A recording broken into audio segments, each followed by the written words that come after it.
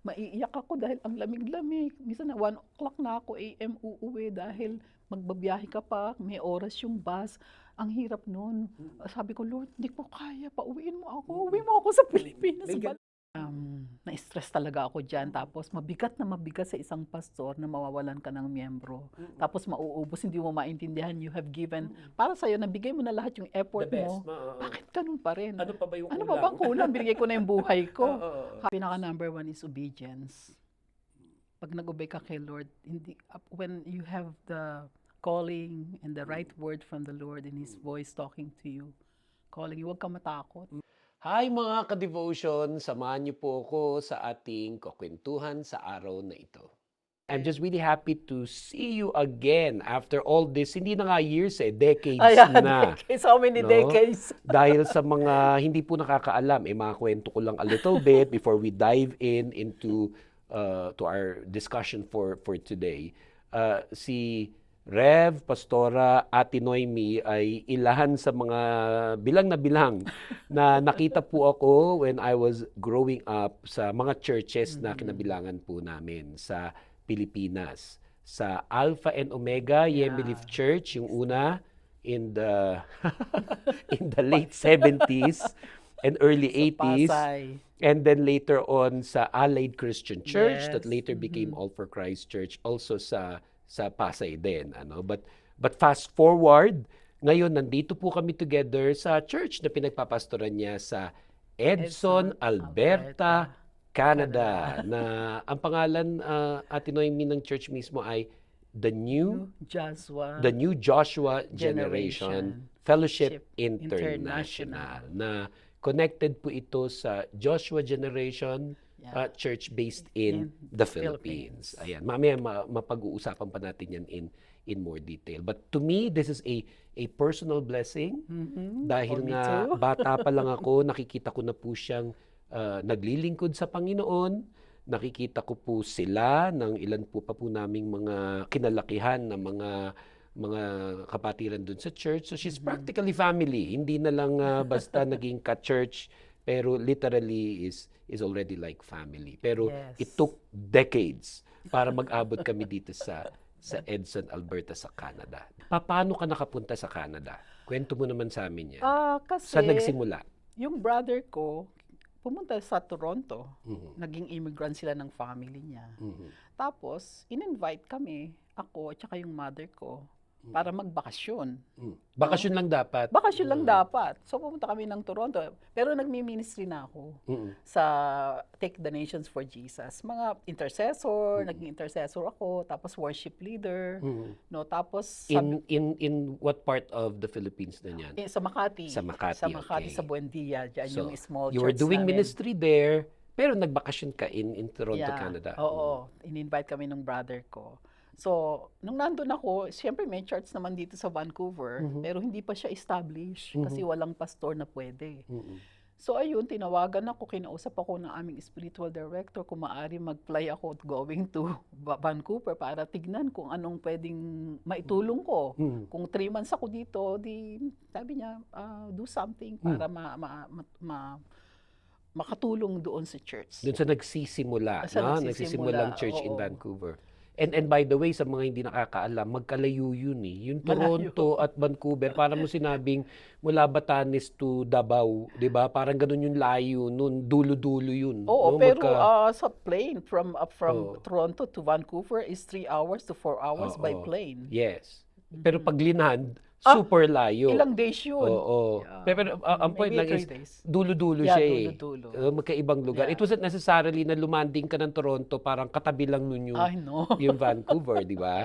Kasi minsan, some people hindi naman sila aware dyan. Like, they ask me, Pastor, nasa Canada ka pala, bisitahin mo naman si ganito. Naku, kalat-kalat kung saan. But then, of course, you said yes to the spiritual leader of the church and you began helping yung church in Vancouver. So, dapat, gaano katagal lang yung tulong na yun?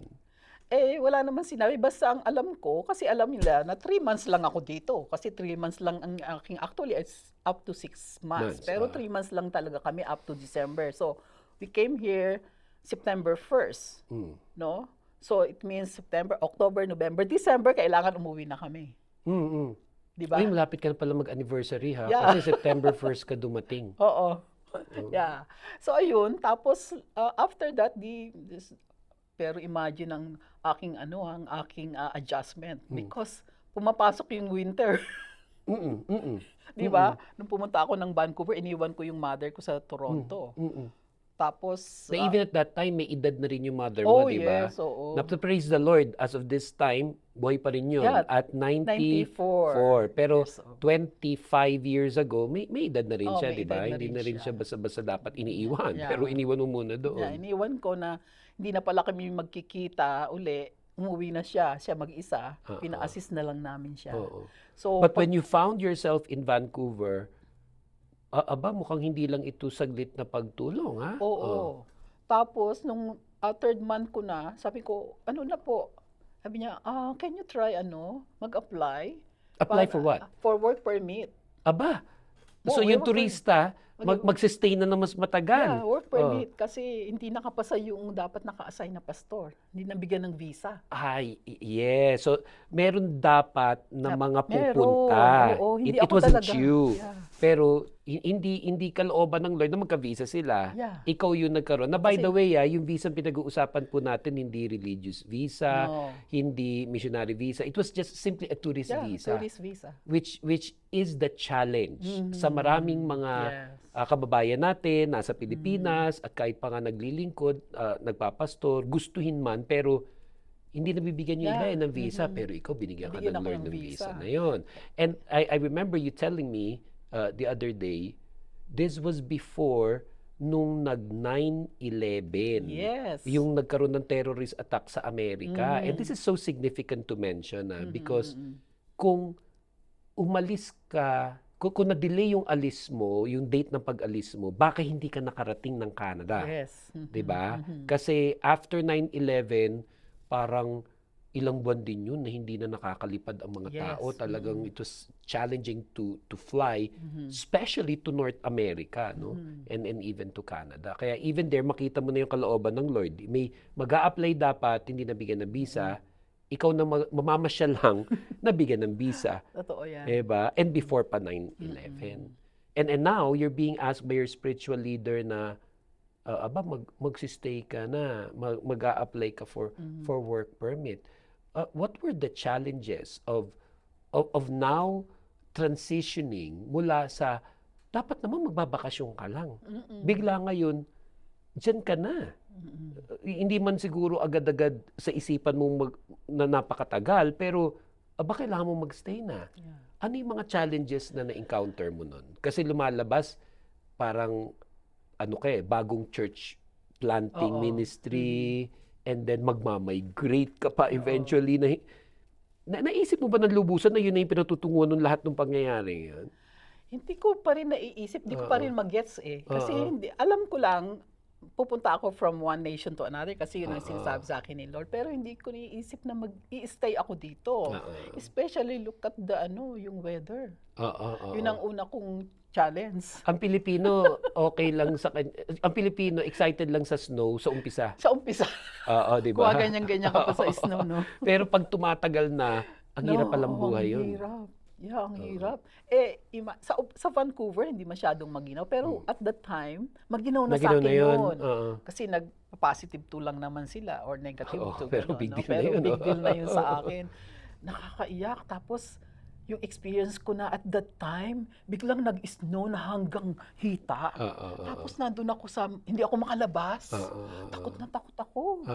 Challenge yun sa akin, takot na takot ako. Tapos nag-iisa ako. The weather. The And that you were alone. alone. Diba? Tapos yung adjustment sa mga tao, even Filipino, nag-iiba na sila. Kasi Totoo. nandun na sila na sila sa culture dito. Makikisama ka, Yes. iintindihin mo yung pinagkaiba nila. Babae ka pa. Yes. Diba? Challenging din even for a female pastor to either start or continue ministry, no? Tapos isa pa, pag magbibisita ako, tapos winter, magbabas ako, wala pa akong sasakyan Kung kailangan matutunan ko lahat yun.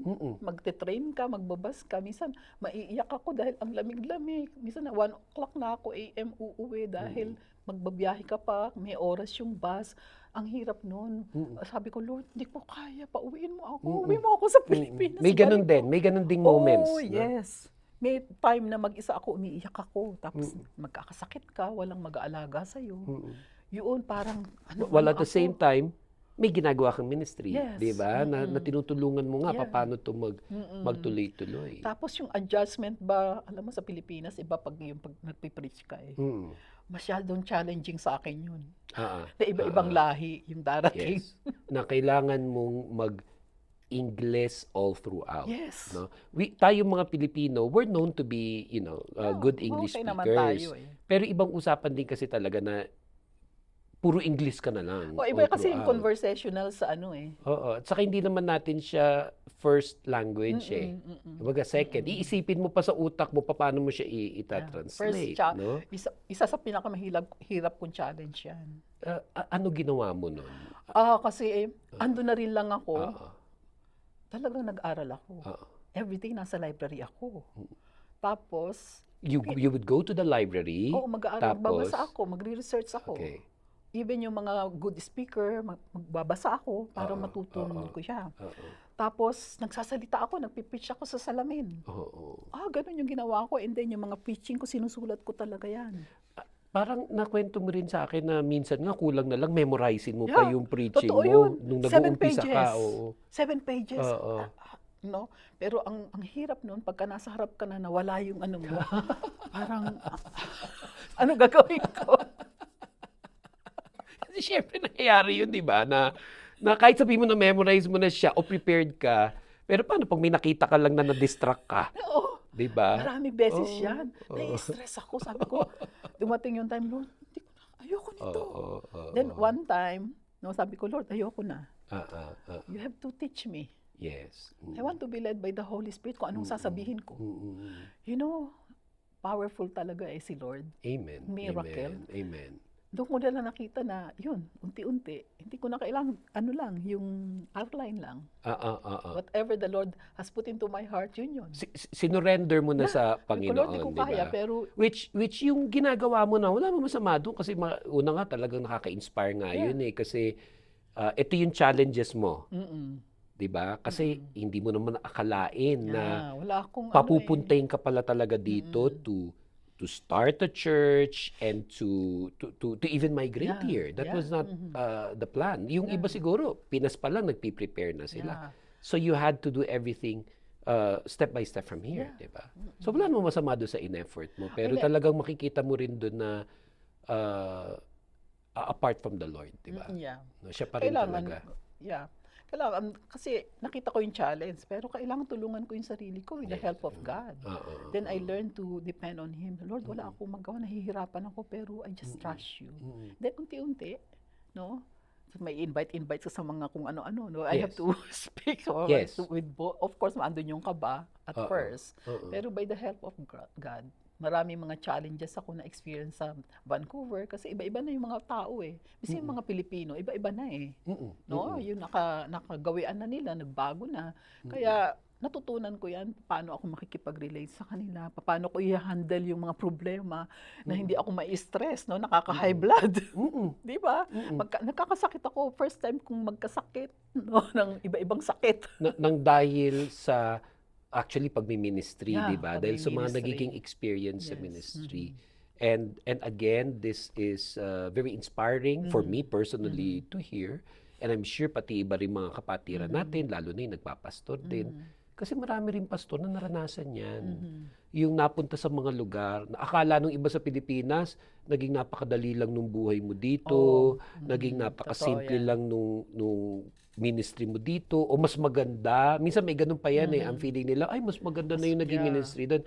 Pero sa atin naman, kahit saan yun di ba? Whether it's in the Philippines or in Saan ka Canada, dinadala ni Lord? di ba? Lahat naman niya may mga challenges yun Pero nakita mo sa iyong buhay paanong si Lord ang kumilos, paano ka nakarating, at siya rin yung nagturo sa iyo nung meron ng mga naging mga challenges, no? Kasi bilang pastor, so bukod pa dun sa nagsisimula yung church, tapos mag-a-adjust ka sa mga tao kasi iba na rin sila sa sa Canada, and then you had to minister in English, which is not easy, ha? Hindi rin madali yun. Pero nararanasan din ng pastor ang marami pang ibang mga pagsubok, tulad for example yung pag may aalis na leader o may aalis na member, 'di ba? Nangyayari yan sa lahat. Ay, oo. Ang bigat kaya. Sakit sa loob yung inalagaan mo, tapos biglang aalis, o yung iba-ibang klaseng problema. Iba't ibang Paano dahilan. i-solve mo, tapos yung responsibility mo sila, accountability mo. Bakit nawala ito? How many family? Ano naging problema? Ay, nako, na-stress talaga ako dyan. Tapos mabigat sa isang pastor na mawawalan ka ng miyembro. Tapos mauubos, hindi mo maintindihan, you have given. Para sa'yo, nabigay mo na lahat yung effort The best. mo. Bakit ganun pa rin? Ano pa ba yung Ano kulang? pa bang kulang? Bigay ko na yung buhay ko. Halos yung Minahal mo, inalagaan mo. nag-serve ka, Oo. tapos kung ano yung knowledge mo, yung kung ano yung alam mo, in-impart mo din naman sa kanila. Ako personally, masakit din yon, but it's also very humbling. Yeah, diba? very Kasi humbling. nakikita mo na talagang kasi church naman ni Lord dito eh. Tayo ay stewards, Yeah. no? Co-shepherds, under-shepherds niya. Diba? At sa mga panahon na yon, na kahit hindi naman natin gusto na mangyari yung mga ganung mga bagay, pero nangyayari. Makes me, at least, to trust in the Lord more. Yeah. And Yan ang also, natutunan ko later rin. on, diba, yung magpatawad. Yes. Lalo na pag halimbawa, sinaktan ka rin Yeah. nila, diba? Mahirap yung maranasan yung ganun. Kasi mahal mo yung mga tao, tapos hindi mo maintindihan bakit nila Paano, nagawa. paano tayo nagkakasakitan? No? Oo. It's either sinaktan nila tayo, Oo, or nasaktan pala natin sila. Na Yeah. hindi naman natin iniisip yun o sinasadya. Diba? totoo. Pero God is good. Tinuruan niya ako paano i-handle yung mga bagay na gano'n. I-entrust mo lang kay Lord. So I try to be positive. Amen. Ano yung matututunan ko out of it. So yun ang tinuro sa akin ni Lord. And along the way, while you were dealing with these challenges sa ministry, legally, kailangan mo ayusin yung papers mo. Oh, yes. 'Di ba? Kasi nga dumating ka lang as tourist. Yeah. 'Di ba? So, can you still recall paano na naayos eventually yung papers mo that Yes. eventually led to where you are now? Yun nga, sabi kasi ng aming head, I tried to get a work permit. Okay. So, nag-research ako paano. Pero, 'Di ba? Na hindi mo rin naman hindi alam ko yun. maalam. Nag-research lang ako sa sarili ko. Kasi lahat naman, hindi ko naman pwede iaasa yun sa mga miyembro. yeah, No? Nag-research ako. So, nakakuha ako ng mga kung paano gawin, information. So, nag-apply ako. Gumawa ako ng application. Work permit muna. No? By surprise, 2 weeks lang nabigyan ako ng work permit. 'Di ba? Nagbayad ako ng, I think, $150. No? Para lang This was 2000 2020, Ano na yan? 2001. 2001, Yeah. 'di ba? Pero sa 2001. totoo lang, 'di ba, pag wala ka naman pera, kahit pa $100 Canadian dollars 'yan, kahit pa sabi mo may savings ka, 'di ba? May natabi ka, mahalaga ang bawat Mahalaga, pinalabas mong oo, pera, mahalaga. no? So, $150, ano? Pero by surprise din, binalik ang $150 ko. Amen. Kasi ang application ko doon ay clergy. Wala Okay. namang word na pastor doon eh. So, nung ni-research ko siya, dapat lalagay mo clergy. So, na-surprise ako, 2 weeks lang, meron na akong work permit. Oh, 'di ba? So, I can just renew that every year. No? Pero nakaranas lang ako ng renewal ng isang beses lang eh. Tapos nag-apply na kagad ako. Sabi ko, Lord, hindi pwedeng ganito. Kasi pag umuwi ako, baka hindi na ako makabalik. Ito na yung nag-speak ka na sa akin na mag-stay ako. Paano ngayon? nararamdaman mo na. Nararamdaman ko na. Wala na akong choice. Kundi to embrace Yung calling. mo sa akin. Na dito ka sa Canada. Nandito ako sa Canada. Na-adjust na kasi marami na mga words sa akin si Lord, yung situation, nananaginip na ako. No? Dahil sa sobrang hirap yung mga challenges ko. Sabi ko, Lord, balik mo na ako. Pero nag-speak si Lord eh. No? Meron kang personal struggle, meron kang personal challenges, pero dahil nangungusap naman si Lord sa iyo, nagiging malinaw yung dapat mong gawin. Yes. Which is, dito ka. Dito So ako. ayusin mo na nga yung mga Inaayos ko dapat na. maayos. Yeah. No? But thank you Lord kasi saglit lang, you had your work permit, and then after that, PR na ba agad yun? Yeah, PR na Oo. kaagad yun. Oo. Pero PR, permanent Pero residency. very seldom na mangyayari yun na from tourist. Mahirap yun. Mm. Pero the Lord led me Mm. doon sa tamang mga tao na lalapitan ko na miski na hindi sila mga Christian, mga yun na immigration lawyer. Pero yun Tinulungan. yung nakatulong sa'yo. Yun, oo, tumawag lang ako sa kanya. Tapos yun, Ito ba ibang lahi? ibang Ito lahi. yung Oo. taga-Chile ba Chile yan? siya, oo. So, yun. Tapos sabi niya, yeah, I'm willing to help you, sabi niya sa akin. Pero biruin mo, ang sabi niya sa akin, but you have to pay me like $2,500. Na napakalaking Napakalaki amount at that time sa nun. kukunin yun. And again, sa lahat ng mga pastor especially, di ba, nagkakaintindihan tayo na alam naman natin God will provide at nagsisave din naman tayo, pero napakahalaga sa atin nung resources Yes. So, yung 2,500 Canadian dollars, napakalaking amount nun, no? Di ba? So, what happened there? Sabi ko lang doon sa lawyer, sabi ko, I can't afford that kasi napakalaki. Okay. Nagsiserve ka naman kay Lord. Sabi niya, okay, diba? bigyan ko na lang ng, bayaran mo lang ako ng $1,500. Praise the Lord. Tapos, hulugan pa. Diba? Habang hindi na tatapos yung papers mo, you can, Na I have no doubt na kunyari lang kung pinanindigan talaga niya na 2,500 yun, I have no doubt that God would have still provided for you, di ba? Pero pinakita ng Lord dun yung pagkilos niya, dun sa buhay nitong person na to. So tinulungan niya ako, sabi niya, just pray kasi ikaw naman pastor, sabi niya. So sabi niya, we need to wait for 18 months para ma-approve yung papeles mo. So yun, maraming mga requirements, tumatawag ko sa Pilipinas, kunin yung aking diploma, yung lahat ng mga accomplishment ko, yung Diba? mga Kasi nga hindi ka trainings ko. naman prepared, di ba? Kasi kung pinano mo yun, dapat bit-bit mo na lahat yun pa punta.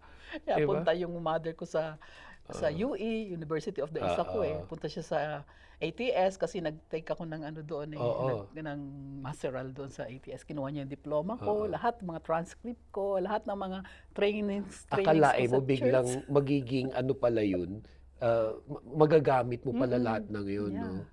Kasi for sure there was a time na, 'di ba, parang tapos ka na doon, tapos ka na doon sa schooling, even yung sa ATS. Pero yung pala gagamitin ng Lord lahat Yes, ng yun lahat para sa application mo. Ang dami kong papeles ng supporting papers para ma-approve ako. Kasi yung ang aking application ay skilled worker. Okay. Yeah, para maging immigrant ka. Okay. So yun, after 18 months, tuwan-tuwa ako. Pero bago pa yan, sabi ng aking lawyer, sabi niya, pero you have to go to Shuttle. Or sa sa Buffalo, para doon ka interviewin. Kasi Saan yung Buffalo? sa New York. In the US? Yeah. So, bakit? Andun yung Canadian Embassy. Kailangan lumabas kasi ako ng bansa. Okay, so, Doon ako interviewin. paano ka nagka-visa? May visa ka na sa US, no? Wala akong visa. So, Kasi paano tourist Tapos sabi niya, sumulat sa akin ng ang Canadian Embassy, dito ka na lang sa shuttle, malapit lang yun Oh, pero US pa rin yun. US pa rin. Oo. Sabi ko, okay, I have to, sabi ko, get a visa, sabi ko gano'n. So after, I think 1 week, 2 weeks, tumawag uli yung lawyer, sabi niya, sabi niya, hindi ka na nire-require mag-interview kasi lahat naman okay yung papers mo. Praise the Lord, no? Makikita mo, kamay na naman ni Lord kamay yun. na naman ni Lord yun. Yung dapat mahirap, pinadadali na niya. Yeah, pinadadali kasi pupunta pa ako, kuha ako ng visa, tapos pupunta pa ako ng shuttle, interviewin lang, no. And those moments are important, no? And even to recall now, kasi yun yung mga nagpapaalala sa iyo na ay kalooban talaga ni Lord to na nakarating No ako dito doubt. kasi hindi mo siya pinipilit. Kasi marami rin na ginusto yung kung saan ka napunta.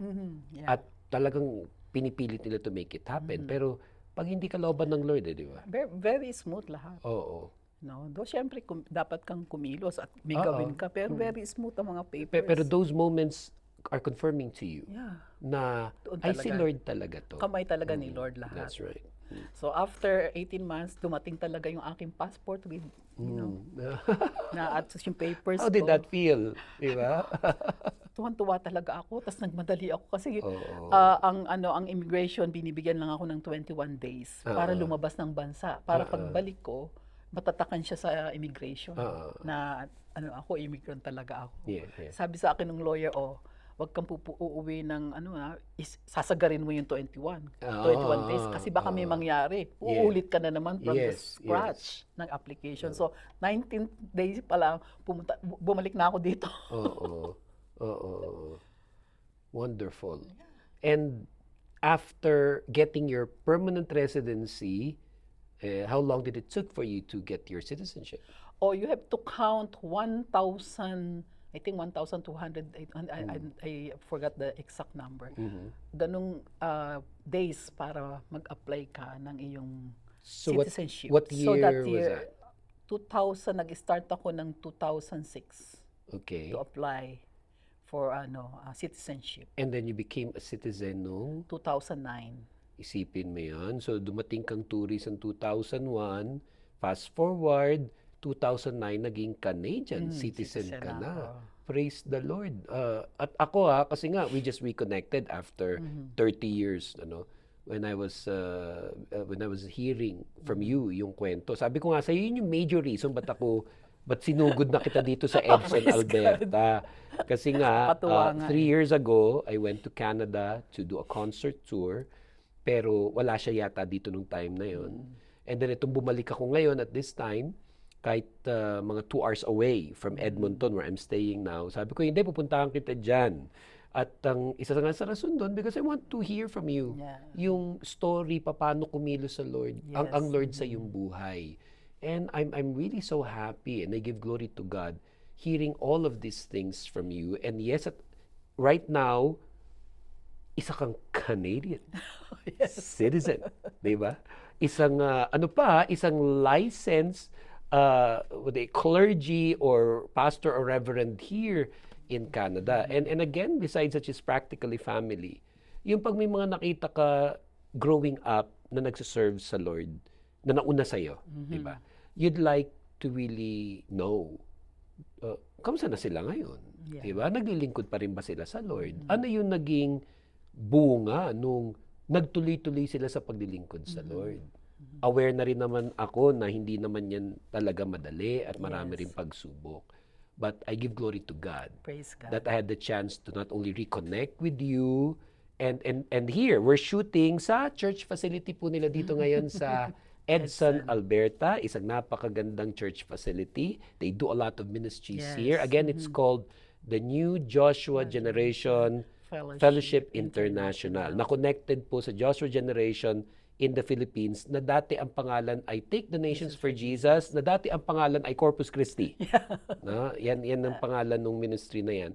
Pero here in Canada, we're just so blessed to see paano patuloy kang ginagamit ng Panginoon. And the other day, we were here for their Sunday service at hindi lang Pinoy. In fact, mas marami nga yung ibang lahi, yung Yeah. mga kumbaga local Canadians here in Edson. And almost every day ang ministry mo dito, Yes. di ba? Could you just very quickly mention yung schedule mo, yung napaka-busy mong schedule from Monday to Sunday para magka-idea lang sila ng ginagawa mo every week. Yeah, every day meron kaming morning prayer online. Okay? No? Tapos punta ako dito for the intercessory prayer. So today, Monday, di ba? yeah. Monday, may prayer ka kanina. Yeah. Tapos evaluation na rin yun, yung nangyari ng Sunday.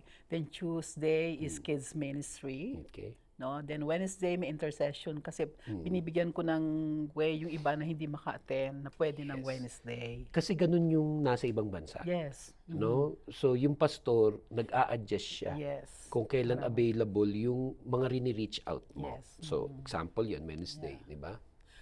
Thursday is our discipleship training. okay. Tinitrain ko sila yung, Lalo na yung mga prospects mo rin Yes. siguro, no, na lalong magamit sa ministry. Like you've been Yes. discipling people to lead, to Yes. preach, to teach, Yes. and so on. Dahil nga multi-talented ka, lahat dinisciple mo na sa kanila. Tulad pati Glory ng to God. pagluluto at pag-cater, which brings me to the ministry that you do on a Friday, which is a very amazing ministry, yung Mercy Ministry. Can you tell us about that? Oh, I can say that God has blessed us with this kind of ministry. Kasi yan ang sabi ng Bible, feed the hungry. Yes. Right? So, nag-open si Lord ng door, especially nag-start kami niya during COVID days, no? Sandwiches lang binibigay namin eh. Then later on, sabi ko, hindi naman sapat sa kanila yan. So nagbigay talaga kami ng day na nilid ni Lord na Friday because the next day walang mga pasok. So we have time para mag-prepare, no? And praise God, yung mga members po, sila nagbe-bake ng mga cake, ng mga cookies, gumagawa ng sandwiches, nagluluto ako ng meal, no?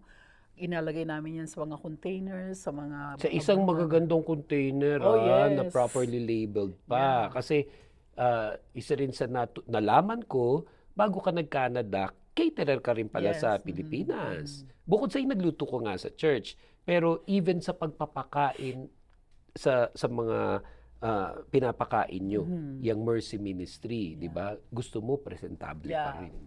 Yeah, kasi dapat importante din sila, no? Makita Yes. nila na Yes. importance, ma-feel din nila yung love ni Jesus. And right now, every Friday, di ba, nagluluto ba o nagdi-distribute ng Friday? Yeah, nagluluto din, sama-sama kami dito, nagpi-prepare ng pagkain.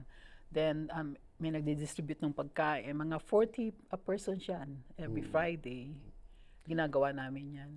Kasi again, for the knowledge ng mga viewers natin na hindi masyado familiar sa sitwasyon sa Canada and in America, in many parts of the Western world, may tinatawag na homeless. Pero ayaw mo nga tawaging homeless, di Ayoko ba? talaga Kasi talaga. parang dinideclare, di Yeah. ba, sa kanila na gano'n. At saka sila nahihiya sila pag tinatawag silang Oo. homeless. These are people na minsan di mo na maintindihan ba't nga nagkaganon, pero isa na doon, mga naging addict Naging na addict sila, sila.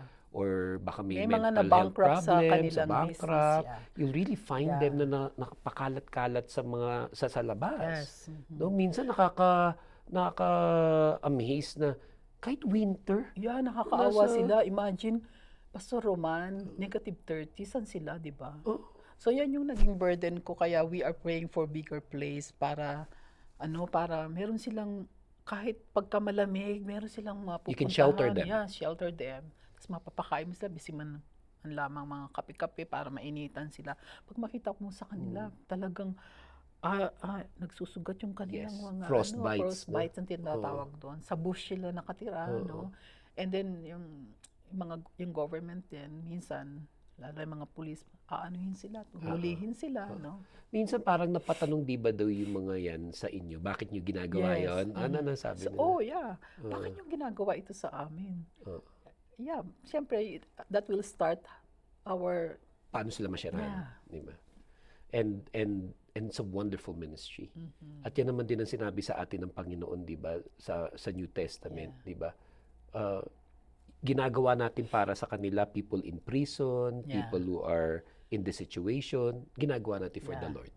Di ba? So una for the Lord, Yes. and then secondly, dahil para ma-reach yung community at Yes. ma-evangelize sila. Yeah. And also praise God, Pastor Roman, the Lord has given me yung mga members na they work wholeheartedly para sa ministry na to. You have observed yesterday. Yes. They work hand in hand. Whether dun sa pagluluto whether it is a cake or yung food, yung Cookies, pagpuput them papak, together, oo. pagpapak, and of course later the distribution. And what a wonderful thing it is that the church is involved Yes. in doing this ministry, helping you out para magawa tong vision na to na binigay ng Lord sa iyo. Nung COVID, muntikan ka nang mamatay. Oh, yes. Di ba? Muntikan ka nang mamatay. Ano nangyari doon? Could you still recall? Oo, kasi So, this was 2021? Okay. Yeah, 2021. What happened? Parang nagpunta lang ako sa hotel eh. No, doon sa hotel na kung saan ka nag-i-stay, yung pala may mga workers doon na nag-lockdown sila dahil Gusto ko may mga- i-promote yung hotel na yun, Econo Lodge. Econo Lodge. Oo, kasi mga kapatiran natin Yeah, ang mga mga kapatid, naroroon. yeah. Kaya pag kayo napunta sa Edson, Alberta, doon na kayo magstay. Suportahan niyo yan, yung Edson Lodge. So, marami kaming nahawa, Okay. yung mga member. Pero akong pinaka-worst. Okay. Pero wala akong nararamdaman. Noong umpisa? Naumpisa. Kasi mawawalan daw ng lasa, Tapos lalagnatin, wala naman ako. Pero siyempre, nasa bahay ako, pero meron akong nararamdaman. Ano yung bigla mong naramdaman nun? Nangihina ako. Okay. Buti na lang meron akong oximeter. So, na-check mo. Chinek ko. na bumababa na yung oxygen ko. Okay. Tapos hindi na ako, nanghihina na yung tuhod ko. Okay. Sabi ko, Lord, anong gagawin ko? I know you are a healer, pero may mga instruction ka. Give me Yes. wisdom what to do. Yes. So, nung ano ko na siya na, tumawag ka ng 911. Pero bago ako tumawag ng 911, nagpack na ako ng gamit ko, di ba? Umupo ako, kinuha ko yung mga damit ko, lahat ng mga Grabe. personal ano ko, ay yung bang ano, yung presence of mind. Yes. Hindi ako nag-rattle, nagkaroon. So lahat mga yung gamit ko sa cellphone ko, lahat basta lahat. Ng Yun ang mga isa sa personal- importante. Yeah. Dapat may presence of Presence mind of ka pa rin mind. eh. So, tumawag ka agad ako ng 911. Binigyan nila ako ng instruction, open all your doors, ganon. Umupo ka sa isang tabi, dumating ang 3 medics, no? So, yun. Wheelchair, inano na ako, stretcher. Dinala na ako sa emergency. Sa And ospital dito sa ospital, Edson. Yeah. Padating doon. Na by praise the God. way, Edson is a relatively small town. Yeah, small town. It's a lang small siya, town. Small town. So, may small din yung ospital siya. Oh, yeah. So, praise God, ang naka-ship doon, night ship, yung aking family doctor. And he is also a A believer. believer. Kaya sabi niya, what happened, Pastor? So, tapos tinignan niya kagad ako, sabi niya, naku, punong-puno ng tubig ang iyong baga. Oh, no. Sabi niya, you are in a critical situation, sabi niya gano'n. But I will try to help you, sabi niya gano'n. Pero hindi kulang ang facility dito. Hindi kaya hindi nung kaya. ospital dito. Gusto niyang tumulong, pero hindi kaya. Pero critical yung lagay ko, sabi niya gano'n. Anytime, pwede ako mamatay. At So, marami talagang namatay noong time na yun. Because Delta pneumonia ako Yes. Yung pinaka-highest na ano. Pero praise God, pinrovide ni Lord yung doctor na ito. At siya mismo nag-ayos ng papers ko para i-airlift ako. Dalhin ako sa mas malaking hospital. Di ba? Airlift. Helicopter ba? Yung helicopter ka? Yeah. Ikaw ba nakasakay na ng helicopter no? First time. Alain mo yun, ano?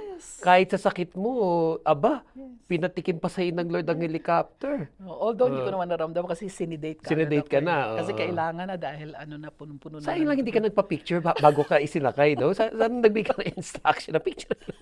Maisip ko kaya yun. Ano? Ang naisip ko lang doon, tinawagan ko yung aming pastor. Yan.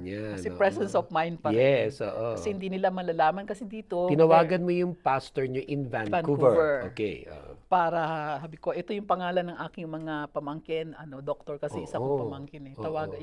Hanapin mo siya sa Facebook, ito ang pangalan niya. Oo. Tapos i-connect mo siya, sabihin mo kung ano nangyari sa akin. Kaya nakarating din sa amin yun na kailangan ka ipag-pray, Yeah. di ba? Which again was important Yeah. because hindi pwedeng hindi alam ng mga mahal mo sa buhay ano na nangyari sa iyo.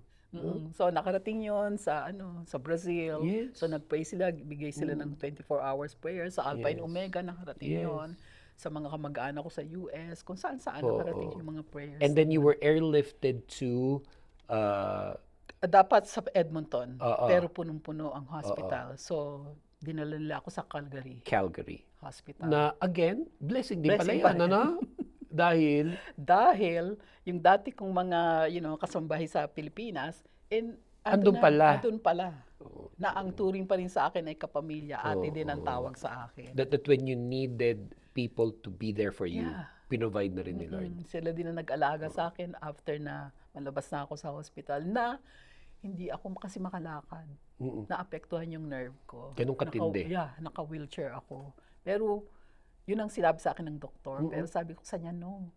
Kasi imagine naman, Pastor Roman, kung ako magpipreach naka-wheelchair. Ang Hindi hirap mo nun. tinanggap Hindi ko na tinanggap. ganun ang mangyayari. No, bigyan mo ako ng therapist. Oo. So bago ako lumabas, araw-araw, pinapalakad ako, minamassage yan. No? Pinapractice ako sa stairs para makalakad. To, mahina. And again, isa sa mga nakaka-inspire yun na kasi syempre doktor na yung nagsasabi sa iyo eh. Pero hindi mo tinatanggap na yun yung magiging future mo, 'di ba? Nanampalataya ka na hindi ma-restore ni Lord, no?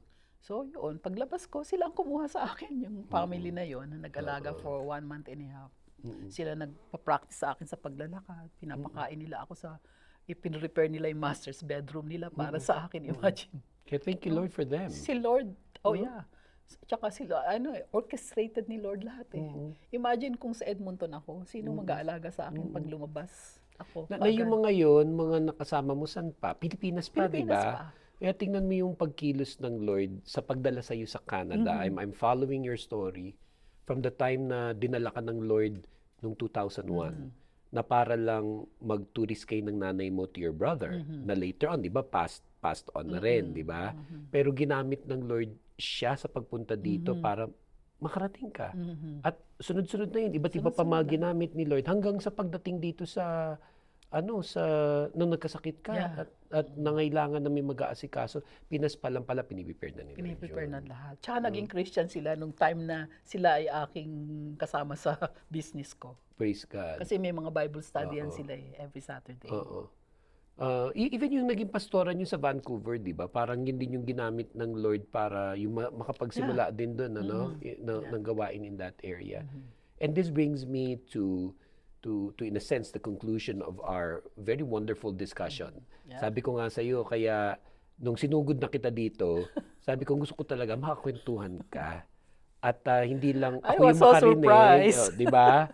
At hindi lang yung ako yung makarinig, gusto ko marinig din ng mas maraming mga tao yung naging pagkilos ng Lord sa iyong buhay. Kasi right now, siguro on the top of your head, ano yung at least top 3 or 4 na lessons na masasabi mong natutunan mo, tinuro sa iyo ng Lord nung pinadala ka na niya dito sa Canada at dito ka na pala maglilingkod sa Kanya. Try lang natin at least ano yung pinakamabilis na pumasok sa isipan mo na top 3, top 4 lessons na we can share to others. Pinaka number 1 is obedience. Pag nag-obey ka kay Lord, when you have the calling and the right word from the Lord and His voice talking to you, calling you, huwag kang matakot. Kasi kung ako, minsan, pag inisip ko yung sitwasyon ko, nag-iisa ako, ano mangyayari sa akin, pag nagkakasakit ako. Pero I learned to trust God and just obey Him.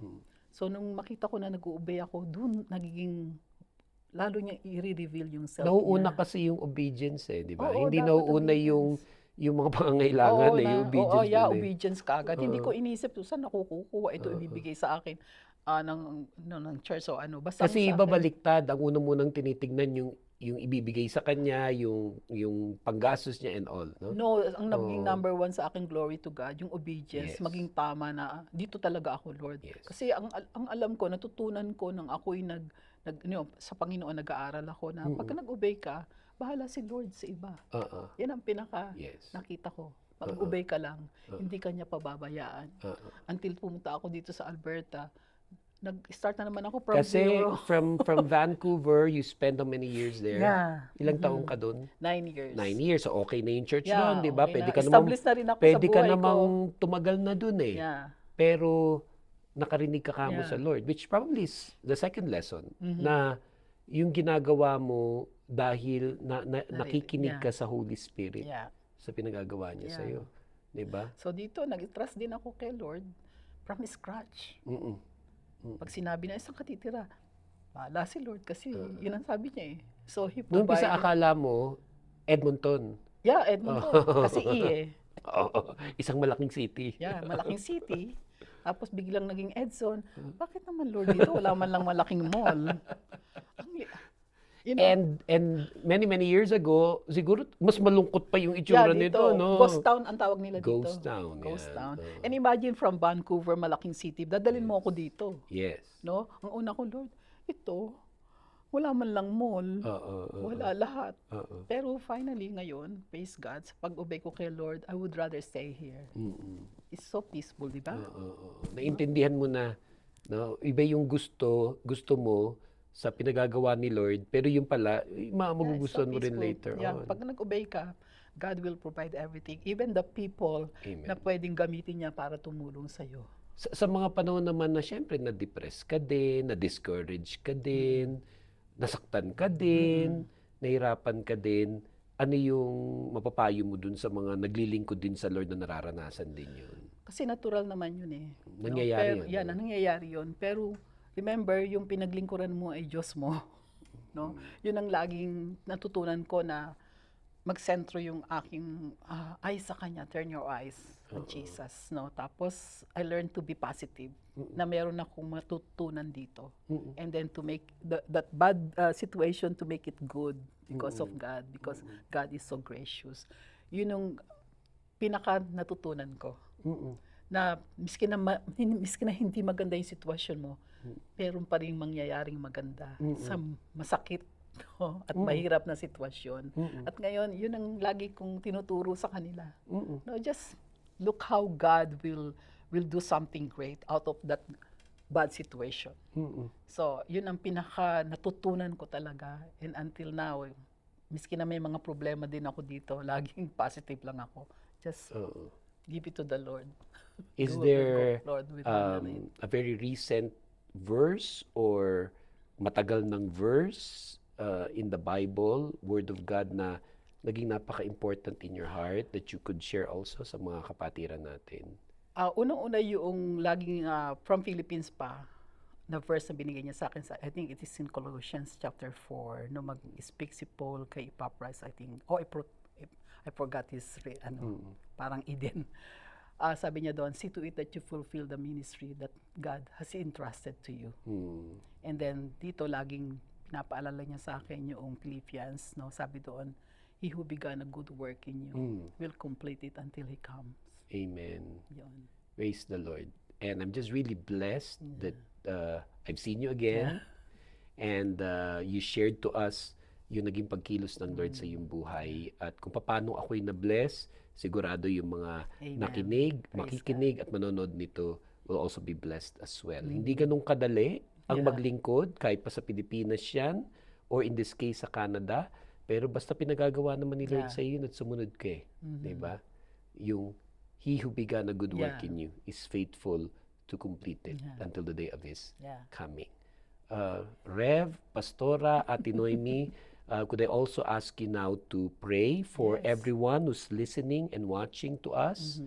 At lalong-lalo na yung mga naglilingkod sa Panginoon, pag-pray mo sila, yung mga kamanggagawa nating mga pastor na maaring dumadaan din sa kanilang mga seasons of discouragement at baka nga minsan umaabot pa sa depression. At pag-pray natin sila. Could you kindly lead us in praying sa mga servants ni Lord? Thank you, Lord. Napakabuti mo, napakabait mo. Napupuri po kami, Panginoon, sa ginagawa mo sa aming mga buhay, O Lord God. Iba-iba man kami ng mga lugar na pinagdalahan mo, O Lord God, mga sitwasyon. Pero you are always with us, O God. Hindi ka nagbabago sa amin, Panginoon. At ikaw ay tapat magpawalang hanggan, Panginoon. Lord, sa oras na to, personally, nagpapasalamat po ako sa mga experiences na binigay mo sa akin. Pinaranas mo sa akin na nagpatibay ng aking pananampalataya at paglilingkod sa inyo. And this time, I want to pray for all pastors and workers, O God, na dumadanas ng mga pagsubok, ng mga depression, O God. Lord, thank you, God, that you are with them too, O Lord Jesus. Naniniwala po ako, Panginoon, na meron kang gustong ipahiwatig, Lord God, na mapakita mo ang iyong katapatan sa gitna ng kanilang mga lungkot, ng mga depression, ng mga problema, Lord, na hindi mo pababayaan ang mga anak mo na naglilingkod sa inyo. And everything is provided to those who obey you, Lord. And Lord, encourage them with your goodness, with your faithfulness, O God, and let your Holy Spirit, O God, continue to work in their lives, O God, and be faithful until you come, Lord, sa mga pagtawag mo sa mga anak mo, Panginoon. At sa panahong ito, Lord God, sa mga nakarinig, Panginoon, ng testimony na ito, Panginoon, na nagpapatunay, our God is so great, O Lord God, na maranasan din nila ito sa kanilang buhay, Lord. Thank you, Lord. Sino man sila, Panginoon, Lord, let your goodness, O God, pass before them, O God, in the name of Jesus. Thank you, Lord God, sa oras na ito, Lord God, and encourage them by your word, by your goodness, O God, by the power of the Holy Spirit in their life, O Lord God. We bless you, we thank you, O God, in Jesus' name. Amen. Amen. Thanks, Rev, Pastora, Ate Thank you Noemi. din. Thank you na Whatever pinaunlakan mo it kami. is. We really appreciate it. Amen. And salamat sa lahat ng mga ka-devotion po natin na nakinig at nanood ng ating programa today. I'd like to encourage all of you to always look to Jesus and believe in Jesus for your salvation, forgiveness of sins, eternal life, and relationship with God. Pagpalain po kayo lahat ng ating Panginoon.